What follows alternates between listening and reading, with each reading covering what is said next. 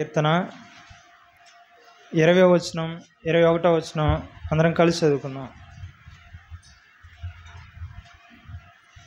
107వ కీర్తన 20వ వచనం 21వ వచనం అందరం కలిసి చదువుకుందాం. ఆయన తన వాక్కును పంపి వారిని బాగు చేసెను. ఆయన వారు పడిన గుంటల్లో నుండి వారిని విడిపించెను. ఆయన కృపను బట్టి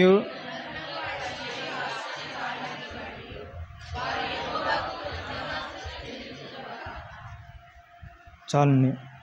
చదవడిన ఈ లేఖనంలో మొట్టమొదటిగా ఆయన తన వాక్కును పంపి వారిని బాగు చేసెను అనే మాటను మనం ఇక్కడ చూస్తూ ఉన్నాం. 21వ వచనంలో ఆయన కృపను బట్టి నరులకు ఆయన చేయు ఆశ్చర్య కార్యములు బట్టి వారు యెహోవాకు కృతజ్ఞతాస్తుతులు చెల్లించుదురుగాక. దేవుని ఆరాధించడానికి దేవుని యొక్క సన్నిధిలో చేరిన మనము ఆయన కృప ఏ రీతిగా మన ఎడల వెల్లడి చేసినాడు యేసుక్రీస్తు ప్రభువారు, మన జీవితంలో ఆయన చేసిన ఆశ్చర్య కార్యములు ఏంటి అనేది మనము స్మరించుకొని జ్ఞాపకం తెచ్చుకొని కృతజ్ఞతాపూర్వకంగా ఆయన్ను ఆరాధించబద్దులమన్నాం. ఆయనకు కృతజ్ఞతాస్తుతులు చెల్లించబద్దులమన్నాం. మానవులమైన మన జీవితంలో దేవాది దేవుడు జీవాధిపతి అయిన యేసుక్రీస్తు ప్రభువారు మన జీవితంలో చేసిన ఆశ్చర్య కార్యములు ఏంటి అని ఒకసారి మనం చూసినట్లయితే 20వ వచనంలో ఆయన తన వాక్కును పంపి వారిని బాగు చేసెను. ఆయన యొక్క వాక్కు అనగా ఆయన యొక్క వాక్యము ఎటువంటిదంటే మనలను బలపరిచేది ఆయన యొక్క వాక్యము, మనలను ధైర్యపరిచేది ఆయన యొక్క వాక్యము. అంత మాత్రం కాదు, మనలను ఆదరించేది ఆయన యొక్క వాక్యము. మరి ముఖ్యంగా దుఃఖకరమైన విచారకరమైన పరిస్థితుల్లో మనం ఉన్నప్పుడు మనలను బలపరిచేది, మనకు జీవం ఇచ్చేది దేవుని యొక్క వాక్యము. మనం మన యొక్క బలహీనతల్లో ఉన్నప్పుడు, వ్యాధుల్లో మనం ఉన్నప్పుడు స్వస్థపరచుడి కొరకే ఆదరణ ఇచ్చేది, శక్తినిచ్చేది, మనకు శక్తినిచ్చేది జీవం గల దేవుని యొక్క వాక్యము. ఆయన తన వాక్కును పంపి వారిని బాగు చేసెను. ప్రభువు బాగు చేయక పూర్వము మనం ఏ రీతిగా ఉన్నామంటే లేఖనంలో ఈ రీతిగా రాయబడింది. ప్రకటన గ్రంథం 3:17 వచనం ప్రకారంగా మనము దౌర్భాగ్యులము, దరిద్రులము, దిక్కుమాలిన వారము, గుడ్డివారము, దిగంబరులము. ఈ స్థితిలో ఉన్న మానవులమైన మనల్ని ఆ దేవాది దేవుడు జ్ఞాపకం చేసుకొని మనలను ఈ స్థితిలో ఉన్న మనల్ని బాగు చేయుట కొరకే జీవాధిపతి అయిన ఆ గొప్ప దేవుడు 2024 సంవత్సరాలకు పూర్వము ఈ లోకానికి వచ్చి ఎవరూ చేయలేని ఆ గొప్ప త్యాగము కలువరి శిలువలో ఆయన ప్రాణం అర్పించినారు మన కొరకే. ఆయన తన వాక్కును పంపి వారిని బాగు చేసెను. మనము అనేక మార్లు ఎంతోమందిని చూసి జీవితంలో ఇక ఈ జన్మకు వీడు బాగుపడడాన్ని మనం చాలామందికి మనం స్టాంప్ వేసేస్తాం.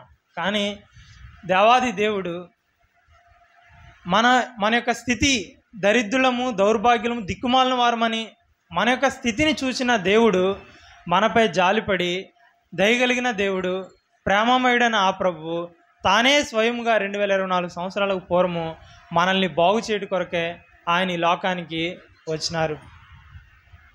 మనం ఏమాత్రం నశించడం ఆయనకు ఇష్టం లేక ఆ దేవాది దేవుడు మనల్ని రక్షించడం కొరకే కలువరి శిలువలో తన యొక్క ప్రాణాన్ని మన కొరకే అర్పించినారు. ఏ రీతిగా మనం బాగయ్యామనంటే అనేక మార్లు మానవుల యొక్క జీవితాల్లో వైద్యుల ద్వారా నయము కాని వ్యాధులు అనేకమైనవి ఉంటాయి మానవుల యొక్క శరీరంలో. ఇంకా వాళ్ళకు అలాంటి వ్యక్తులకు ఎంత సేవ చేసినా, వాళ్ళకి ఎంత పరిచర్య చేసినా, ఇంకా ఎన్ని హాస్పిటల్ తిప్పినా, ఎన్ని టెస్టులు చేయించినా, ఎంత సూపర్ స్పెషాలిటీ హాస్పిటల్లో వాళ్ళకి ట్రీట్మెంట్ చేయించినా ఇక వాళ్ళ యొక్క వ్యాధి నయం కాదు. ఏ వైద్యుడు కూడా ఇంకా ఆ వ్యక్తిని స్వస్థపరచలేడు. అలాంటి స్థితి మనము భూమి మీద కలిగి ఉన్నాం. అయితే నేను పాపులనే పిలవచ్చి తిని అంటూ లోక పాపమును మోసుకొని పోవు దేవుని గొర్రెపిల్లగా ఆ దేవాది దేవుడు ఈ లోకానికి వచ్చినాడు. మనల్ని బాగు చేయట కొరకే, పాపంతో పతనమైపోయినటువంటి మన యొక్క జీవితాలను బాగు చేయడానికి, ఉద్ధరించడానికి కొరకే ఆ దేవాది దేవుడు ఈ లోకానికి శరీర ఆకారంతో వచ్చినాడు. ప్రియ సోదరి, ఆయన లోక పాపమును మోసుకొని పోవు దేవుని గొర్రెపిల్లగా ఈ లోకానికి వచ్చారు. భూమి మీద ఆయన ఈ లోకంలో కారణ జన్ముడు. ఆయన యొక్క మరణానికి గల ప్రధాన కారణము నేనా పాపములే. దౌర్భాగ్యమైనటువంటి మన యొక్క స్థితిని చూచి రక్షించేవారు ఈ లోకంలో ఎవరూ లేకపోయినప్పుడు ఆయన మనందు జాలిపడి మనది దయ కలిగిన దేవుడుగా, ప్రేమ చూపే దేవుడుగా ఆయన ఈ లోకానికి వచ్చినాడు. మనల్ని బాగు చేయడానికి ఆయన లోకానికి వచ్చి కలువరి శిలువలో ఆయన తన యొక్క ప్రాణమర్పించి మనలను బాగు చేసినాడు. తన యొక్క సన్నిధిలో ఆరాధించే కొరకు ఈ సమయంలో మనల్ని ఇక్కడ చేర్చిన ఆ దేవాది దేవుణ్ణి మనము ఆరాధించబద్దులమైనా. మనకు లేఖనంలో అనేక దృష్టాంతాలు, యేసుక్రీస్తు ప్రభువారు బాగు చేసిన విధము, అనేక మందిని బాగు చేసిన, స్వస్థపరిచిన విధము మనకు లేఖనం అనేకమైనవి తెలుసు. అయితే వాటిలో ఒకటి మనం చూసినట్లయితే మార్కు సువార్త 5వ అధ్యాయము, మార్కు సువార్త 5వ అధ్యాయము 27వ వచనము 28వ వచనం చదువుతున్నాను. ఆమె యేసును గూర్చి విని, నేను ఆయన వస్త్రములు మాత్రము ముట్టిన బాగుపడుదుననుకొని జనసమూహంలో ఆయన వెనుకకు వచ్చి ఆయన వస్త్రమును ముట్టెను. పై వచనాల్లో తనకు కలిగినదంతా కూడా వ్యయం చేసుకుంది, ఎన్నో తిప్పలు పడింది, ఎంత మాత్రమును ప్రయోజనం లేదు, మరింత సంకటపడింది. అయితే ఒకానొక దినాన యేసుక్రీస్తు ప్రభువారినందు విశ్వాసం ఉంచి ఆయన యొక్క వస్త్రం ముట్టినా బాగుపడుదును అనుకొని ఆయన యొక్క వస్త్రములు ముట్టితే బాగుపడతాం. ఆ విశ్వాసము ఆ స్త్రీ, 12 ఏళ్ల నుండి రక్తస్రావ రోగం కలిగినటువంటి ఈ స్త్రీ ఒకానొక దినాన ఆయన యందు విశ్వాసం ఉంచింది. ఎటువంటి విశ్వాసం అంటే, ఆయన యొక్క వస్త్రాలు మాత్రం నేను ముట్టితే నేను బాగుపడతాను అనుకోండి.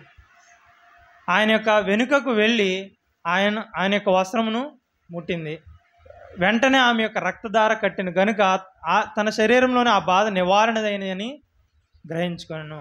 ప్రియ సోదరి, 33వ వచనంలో ఆమె ఆయన్ను ఆరాధిస్తూ ఉంది. అప్పుడు ఆ స్త్రీ తనకు జరిగినది ఎరిగి భయపడి వణుకుచూ వచ్చి ఆయన ఎదుట సాగిలిపడి తన సంగతి అంతయో ఆయనతో చెప్పాను. అందుకు ఆయన, కుమారుని విశ్వాసం నేను స్వస్థపరచును, సమాధానం గలదానివైపోము, నీ బాధ నివారణ నీకు స్వస్థత కలుగును గాక అని ఆమెతో చెప్పాను. ప్రియ సోదరి, 28వ వచనం ఆఖరి మాటలో ఆయన వెనుకకు వచ్చి ఆయన యొక్క వస్త్రాన్ని ముట్టింది. 33వ వచనంలో ఆయన ఎదుట సాగిలిపడి తన సంగతి అంతా ఆయనతో చెప్పాను. ప్రభువు నద్దకు వచ్చినప్పుడు వెనుక ఉంది. ఆమెలో ఆ స్వస్థత కార్యం జరిగిన తర్వాత, ఆమె బాగుపడిన తర్వాత ఆయన ఎదుటకు వచ్చింది. ఆయన యొక్క ఎదుటకు వచ్చి సాగిలిపడింది. అంటే ఆయన్ను ఆరాధించే అనుభవము. బాగుపడిన తర్వాత వస్త్రం ముట్టితే బాగుపడతాను అని అనుకుంది. ఆయన యందు విశ్వాసం ఉంచింది, ఆయన అంగీకరించింది. బాగుపడిన తర్వాత ఆయన ఎదుట సాగిలిపడి ఆయన్ను ఆరాధించే అనుభవము. ప్రియ సోదరి, జీవం గల దేవుని సన్నిధిలో ఇక్కడ చేరొచ్చిన మనందరికీ కూడా బాగుపడిన అనుభవంతో, స్వస్థపరచబడిన అనుభవం కలిగి దేవుని యొక్క సన్నిధిలో సాగిలిపడి ఆయన్ను ఆరాధించబద్దులమన్నాం. ఒకప్పుడు మనం కూడా పాప రోగం నుండి విడుదల పొందుడు కొరకే, మన యొక్క దోషములు పరిహరింపబట్టు కొరకే, మన యొక్క అపరాధములన్నిటి కూడా క్షమింపబట్టు కొరకే మనము ఎన్నో తిప్పలు పడ్డాం, మరింత సంకటపడ్డాం. ఎంత మాత్రమును ప్రయోజనం లేకపోయింది. అన్నదానం చేసి, వస్త్రదానం చేసి, పుణ్యకార్యాలు చేసి, అవి చేసి అనేకమైన ప్రదేశాలకు పరుగులు పెట్టి మనము ఎన్నో తిప్పలు పడ్డాం పాప నుండి విడుదల పొందుట కొరకే. అయితే దేవాది దేవుడు ఆయన తన వాక్కును పంపి, యోహాను సువార్త 1వ అధ్యాయంలో మనకు ఆ లేఖనమంతా తెలుసు. ఆదియందు వాక్యము ఉండిన, వాక్యము దేవుడెండును.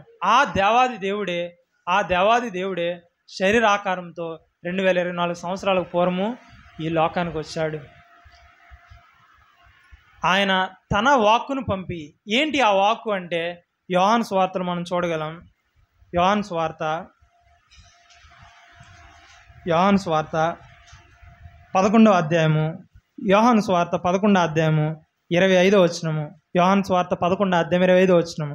అందుకు యేసు, పునరుత్థానమును జీవమును నేనే, నా యందు విశ్వాసముంచు వాడు చనిపోయినను బ్రతుకును, బ్రతికి నా యందు విశ్వాసముంచు ప్రతివాడును ఎన్నటికి చనిపోడు.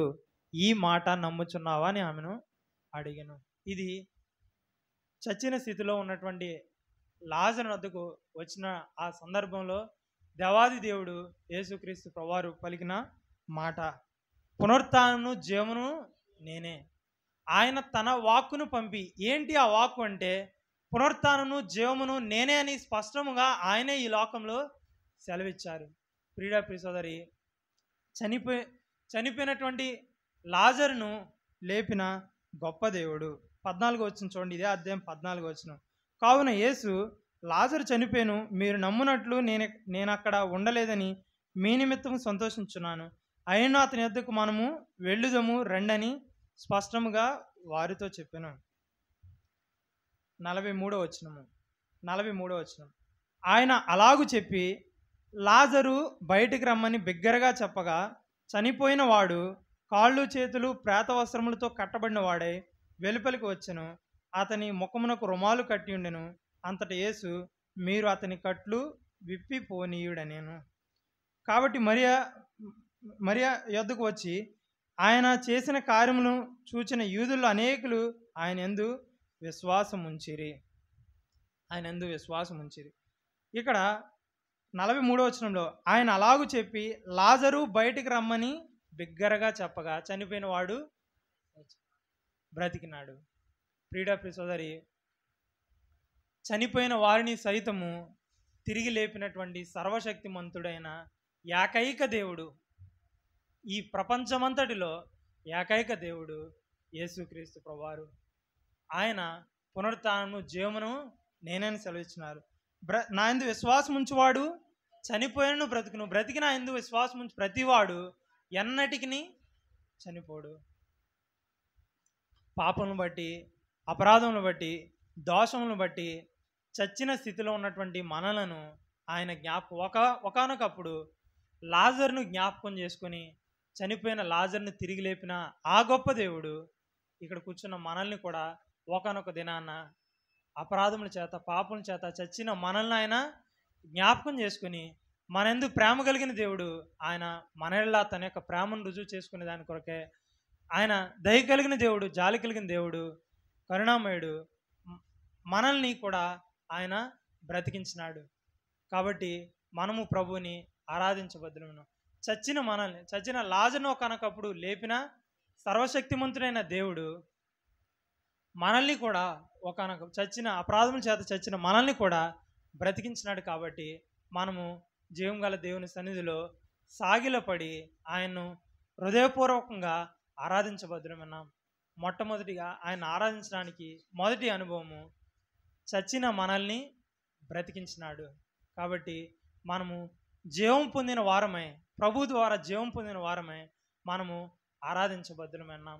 చూడండి, కీర్తన గ్రంథము 107వ కీర్తనలో 107వ కీర్తన 20వ వచనంలో ఆయన తన వాక్కును పంపి వారిని బాగు చేసెను, వారు పడిన గుంటల్లో నుండి వారిని విడిపించెను. బాగు చేయబడ్డం అనేదానికి మరొక దృష్టాంతాన్ని చూసుకుందాం.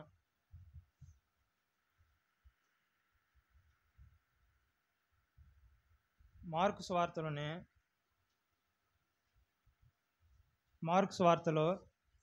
5వ అధ్యాయము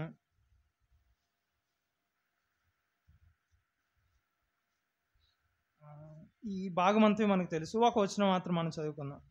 23వ వచనం, 5వ అధ్యాయం 23వ వచనం. నా చిన్న కుమార్తె చావనై ఉన్నది, అది బాగుపడి బ్రతుకున్నట్లు నీ వచ్చి దాని మీద చేతులుంచవలనని ఆయన్ను మిగుల బతిమాలు కొనగా, సమాజ మందిరపు అధికారి యాయిరు యొక్క కుమార్తె. ఇక్కడ ఇలా ఉంది, లోకాసు వార్తలో నా చిన్న కుమార్తె చావ సిద్ధమై ఉన్నది అని రాయబడింది లోకాసు వార్తలో. ఏదేమైనప్పటికీ ఇక్కడ మార్క్స్ వార్త 5వ అధ్యాయము 41వ వచనంలో చూసినట్లయితే 41వ వచనంలో, ఆ చిన్నదాని చేయి పట్టి తలితాకుమి అని ఆమెతో చెప్పెను. ఆ మాటకు చిన్నదాన లెమ్మని నీతో చెప్పుచున్నానని అర్థము. వెంటనే ఆ చిన్నది లేచి నడవసాగెను. ఆమె 12 సంవత్సరముల ప్రాయం గలది. వెంటనే వారు బహుగా విస్మయం ఉందిరి. ప్రియ సోదరి, ఇక్కడ చావ సిద్ధమై ఉన్నటువంటి సమాజ మందిరపు అధికారి అయినటువంటి యాయిరు కుమార్తెను బాగు చేసిన దేవుడు. ఆ సమాజం మందిరపు యొక్క అధికారి ఏ రీతిగా విశ్వాసం ఉంచినాడంటే, 23వ వచనంలో, నా చిన్న కుమార్తె చావనై ఉన్నది, అది బాగుపడి బ్రతుకున్నట్లు నీవు వచ్చి ఆమె మీద, ఇది విశ్వాసము. ఆయన తన వాక్కును పంపి వారిని బాగు చేసెను అన్న రీతిగా ఆయన స్వయముగా ఆయనే వచ్చి ఆమె మీద చేతులుంచితే స్వస్థపరచబడుతుంది, బాగుపడుతుంది అని ఈ యొక్క యాయిరు సమాజ మందిరపు అధికారి విశ్వాసం ఉంచినాడు. కానీ దేవాది దేవుడు మాట ద్వారా స్వస్థపరిచినాడు. చిన్నదానా లెమ్మని చెప్పాడు మాట ద్వారా. ఒకానొకప్పుడు ఇందాక మనం చదివాము, చచ్చిన లాజరును కూడా అని లేపినాడు మాట ద్వారా. యేసుక్రీస్తు ప్రభువారు ఈ లోకంలో జీవించిన ఆయన జీవిత కాలంలో ఇలాగున అనేక మందిని స్వస్థపరిచారు. మత్తయి సువార్తలో కూడా మరొక భాగంలో శతాధిపతి ఒక అధికారి ప్రభు దగ్గరికి వచ్చి నీవు మాట మాత్రం సెలవిమ్మంటాడు. చూడండి, మత్తయి సువార్త 8వ అధ్యాయము 8వ వచనం. ఆ శతాధిపతి, ప్రభువా, నీవు నా ఇంట్లోనికి వచ్చుటకు నేను పాత్రుని కాను, నీవు మాట మాత్రము సెలవిమ్ము, అప్పుడు నా దాసుడు స్వస్థపరచబడును. 10వ వచనం. యేసు ఈ మాట విని ఆశ్చర్యపడి వెంట వచ్చిన వారిని చూచి, ఇశ్రాయేలులో నేను ఎవరికైనా నేను ఇంత విశ్వాసం ఉన్నట్టు చూడలేదని నిశ్చయముగా మీతో చెప్పుచున్నాను. 13వ వచనం. అంతటా యేసు, ఇక వెళ్ళుము, నీవు విశ్వసించిన ప్రకారము నీకు అవునుగాక అని శతాధిపతితో చెప్పెను. ఆ గడిలోనే అతని దాసుడు స్వస్థత నొందెను. శతాధిపతి అయిన ఈ యొక్క అధికారి సమాజంలో ఒక గొప్ప స్థితి స్థాయి కలిగిన వాడు కాబట్టి అతని దాసుడు స్వస్థపరచబడాలంటే ఏ సూపర్ స్పెషాలిటీ హాస్పిటల్కో లేకపోతే మంచి స్పెషలిస్ట్ డాక్టర్ దగ్గరకో తీసుకెళ్ళాలి, టెస్టులు చేయించాలి, ట్రీట్మెంట్ చేయించాలి. కానీ ఈ వ్యక్తి ఏం చేశాడు అంటే, గొప్ప స్థితి స్థాయి కలిగిన వ్యక్తి సైతం ఏం చేశాడంటే ప్రభువుని వద్దకు వచ్చి నీవు మాట మాత్రము ఆయన మాట సెలవిస్తే మనిషి బాగుపడతాడు, స్వస్థపరచబడతాడు. ఇక్కడ నీవు విశ్వసించిన ప్రకారం నీకు అవునుగాకని శతాధిపతితో చెప్పిన ఆ గడిలోనే అతని దాసుడు స్వస్థత పొందెను. ప్రియ సోదరి, ఆ కాలంలో ప్రభు ఈ లోకంలో జీవించిన ఆ కాలంలో శరీరంతో ఈ లోకంలో 33.5 సంవత్సరాలు జీవించిన ఆయన యొక్క జీవిత కాలంలో అనేక మార్లు అనేక సందర్భాల్లో అనేక వ్యక్తుల దగ్గర ఆయన మాట మాత్రం సెలవిస్తే స్వస్థత పొందారు. ఆయన యొక్క వస్త్రం ముట్టితే రక్తస్రావ రోగం కలిగిన స్త్రీ స్వస్థత పొందింది. చిన్నదానా లెమ్మంటే ఆ యాయిరు కుమార్తె స్వస్థత పొందింది. శతాధిపతి అయిన ఆయన యొక్క దాసుడు విశ్వసించిన ప్రకారము ఆయన మాట మాత్రము సెలవిచ్చాడు.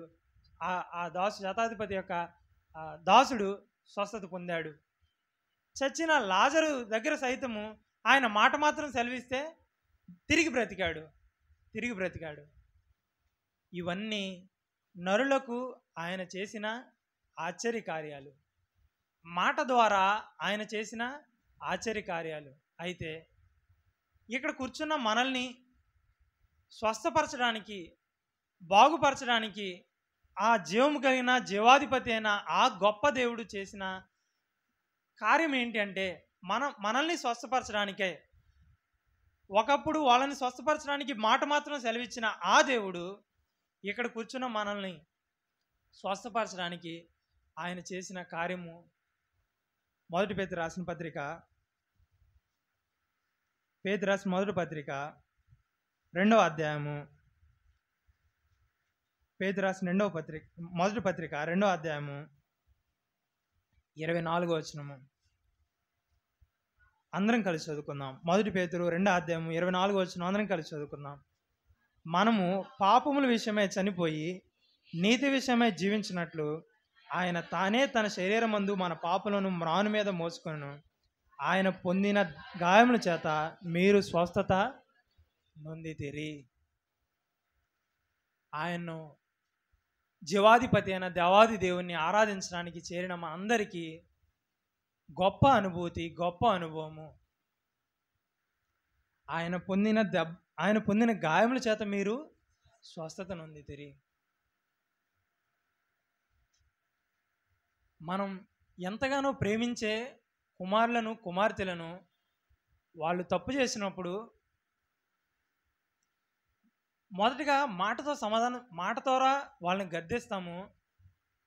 తదుపరి చేయి చేసుకుంటాం. ఒక దెబ్బ వేస్తాం, 2 దెబ్బలు వేస్తాం, 3 దెబ్బలు వేస్తాం.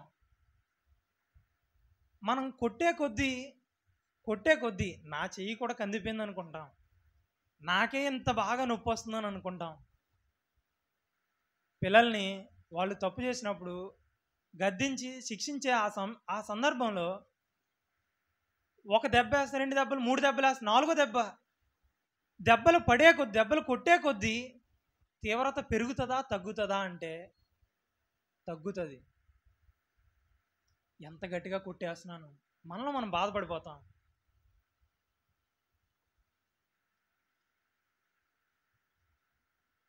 చటపట వాయిస్తాం కానీ, కొడతాం కానీ కొట్టే కొద్దీ తీవ్రత తగ్గుతుంది. ఎందుకంటే జాలి. ఎందుకంటే మనం ప్రేమించే మన యొక్క కుమారుడు, కుమార్తె విషయంలో ప్రేమ, జాలి, దయ చూపుతాం. అది వాస్తవం అయితే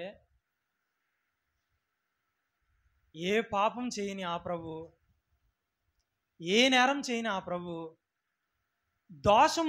ఆయనలో ఏ దోషము కానరాలేదు. ఆ ప్రభు 1 కాదు 2 కాదు, ఏకధాటిగా ఆయన అనేకమైన దెబ్బలు తిన్నాడు. మనం ప్రేమించే మనుషుల్నే కాదు, పల్లెటూరులో చూస్తే పశువుల్ని సైతం గేదెలు కానీ, ఆవులు కానీ మేపడానికి పొలాన్ని తీసుకెళ్ళేటప్పుడు కొన్ని చెదిరిపోతాయి, అటు ఇటు పరుగులు పెడతాయి. ఆ పరుగులు పెట్టేటప్పుడు ఆ రైతు సైతము, పాలేరు సైతము మొదటిగా గట్టి కొడతాడు, రెండోది గట్టి కొడతాడు.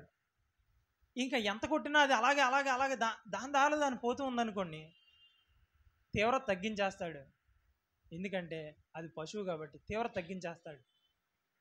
మనం ప్రేమించే కుమారులు, కుమార్తెల విషయంలోనే మనం జాలి పడతాం దెబ్బలు కొట్టడానికి. మనం కలిగి ఉండే పశు సంపదలో వాటిని కూడా కొట్టేటప్పుడు 1, 2, 3 దెబ్బలు కొట్టిన తర్వాత ఇంకా పెరిగే కొద్ది తీవ్రత తగ్గిపోతుంది. కానీ ఆ దేవాది దేవుడు, మనల్ని బాగు చేయడానికి ఈ లోకానికి వచ్చిన ఆ ప్రభు 1 కాదు 2 కాదు, ఏకధాటిగా అనేకమైన దెబ్బలు తిన్నాడు. మనల్ని స్వస్థపరచడానికి అనేకమైన దెబ్బలు తిన్నాడు. మొదటి పేతురు 2:24 మనం చదివిన రీతిగా, మనము పాపముల విషయమై చనిపోయి నీతి విషయమై జీవించినట్లు ఆయన తానే తన శరీరమందు మన పాపములను మ్రాను మీద మోసుకొనెను. ఆయన పొందిన గాయముల చేత మీరు. యెషయా గ్రంథంలో మనం చూస్తాం ఆ మాటలు.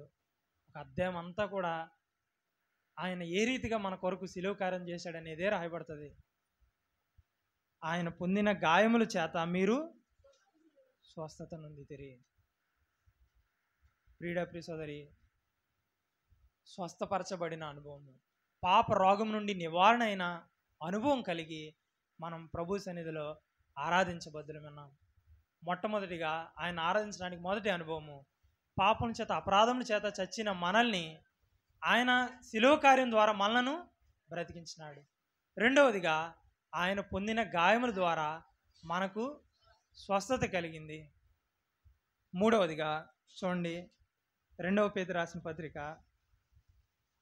రాసిన రెండవ పత్రిక మొదటి అధ్యాయము, 2వ పేతురు పత్రిక మొదటి అధ్యాయము 19వ వచనము. మరియు ఇంతకంటే స్థిరమైన ప్రవచన వాక్యం అనుకున్నది, తెల్లవారి వేకువ చుక్క మీ హృదయముల్లో ఉదయించే వరకు ఆ వాక్యము చీకటి గల చోటున వెలుగిచ్చు దీపమైనట్టున్నది, దాని యందు మీరు లక్ష్యం ఉంచినట్లా మీకు మేలు. ఆ వాక్యము చీకటి గల చోటున వెలుగిచ్చు దీపమై ఉన్నట్టున్నది. 119వ కీర్తన 105లో కూడా మనం ఈ రీతిగా చదువుతాం. దావీదు అంటాడు, నీ వాక్యము నా పాదములకు దీపము, నా త్రోవకు వెలుగై ఉన్నది. ఆయన తన వాక్కును పంపి వారిని బాగు చేసిన ఆయన వాక్యము మనకు చేసిన మరొక మేలు ఏంటంటే, చీకటిలో నుండి ఆశ్చర్యకరమైన తన వెలుగులోనికి మనలను నడిపించినది. ఈ వెలుగు పొందుడు ద్వారా నిత్య రాజ్యానికి, ఆ పరలోక రాజ్యానికి, యుగయుగాలు ఆయనతో జీవించే ఆ గొప్ప ధన్యతకు మనము పాత్రులమయ్యాము. కాబట్టి చీకటిలో నుండి వెలుగులోనికి వచ్చిన అనుభవం, వెలిగింపబడిన అనుభవం కలిగి ప్రభుని ఆరాధించబద్దులమన్నాం. దావీదు కీర్తన 107 14వ వచనం మనం చూసినట్లయితే, వారి కట్లను తెంపివేసి చీకటిలో నుండి మరణాంధకారంలో నుండి వారిని రప్పించెను. ఆయన కృపను బట్టి నరులకు ఆయన చే ఆశ్చర్య కార్యములను బట్టి వారి యెహోవాకు కృతజ్ఞతాస్తుతులు చెల్లించుదురుగాక. ప్రియ సోదరి, చీకటిలో నుండి మరణాంధకారంలో నుండి మనలను ఆయన వెలుపలికి రప్పించినాడు. కాబట్టి ఈ అనుభవాన్ని కలిగి మనము ఆరాధించబద్దులమన్నాం. 17వ వచనం, బుద్ధిహీనులు తమ దుష్ట ప్రవర్తన చేత తమ దోషం చేత బాధ తెచ్చుకొందురు. మనం బుద్ధిహీనతను బట్టి, మన యొక్క దుష్ట ప్రవర్తనను బట్టి మనము బాధను తెచ్చుకున్నాం భూమి మీద.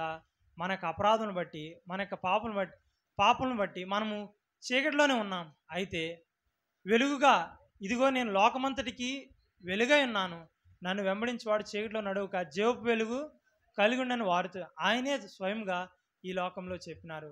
ఇది ఆయన యొక్క వాక్కు. నేను లోకమునకు వెలుగై ఉన్నాను, ఇది ఆయన యొక్క వాక్కు. ఆ వాక్కు ద్వారా చీకటిలో ఉన్న మనలను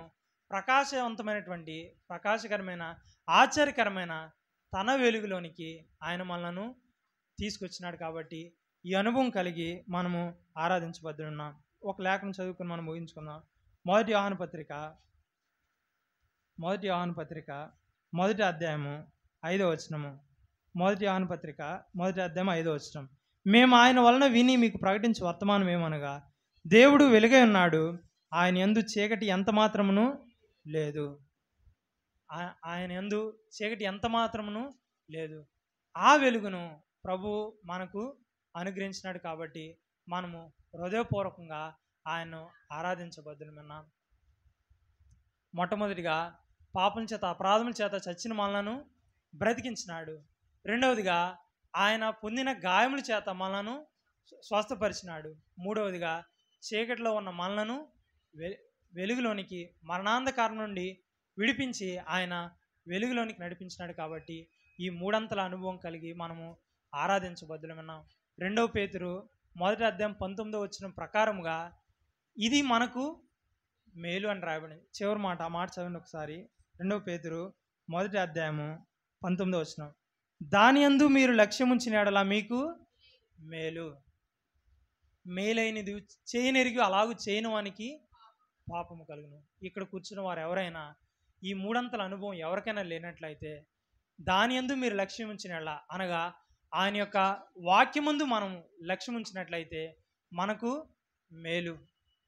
నాశనకరమైన జగడగల దొంగ ఊబిలో ఉండి మన ఆయన పైకి లేవనెత్తి ఆయన క్రీస్తు అనే బండ మీద మన యొక్క అడుగులను స్థిరపరిచినాడు. కాబట్టి ఇటు దయ కలిగిన, ప్రేమ కలిగిన, జాలి కలిగిన దేవాది దేవుని యొక్క శిలో కార్యమును మనం స్మరించుకుంటూ ఆయన మన జీవితంలో చేసిన ఈ మూడంతల కార్యమును బట్టి మనము హృదయపూర్వకంగా ఆయన ఆరాధించబద్దులు ఉన్నాం. ఆరాధన చేసుకుని ప్రభు ఈ కొద్ది మాటలు మా హృదయం క్లాస్ ఉంచిన గాక.